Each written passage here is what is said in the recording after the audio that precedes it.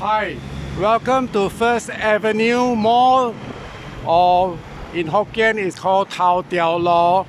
What you can see now is the end of Carnavon Street.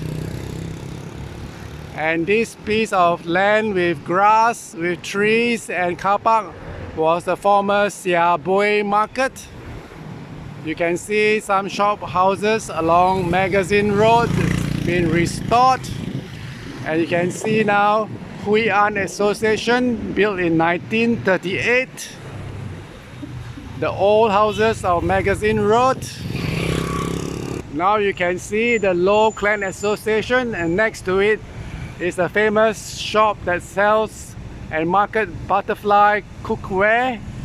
And now you can see Ooi Ah paper shop, or Kor Chor Tiam.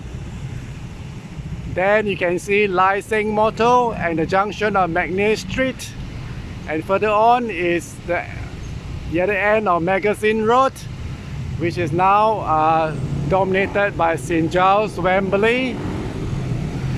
And the back is a Wembley Hotel, and again is First Avenue Mall. Thank you and bye.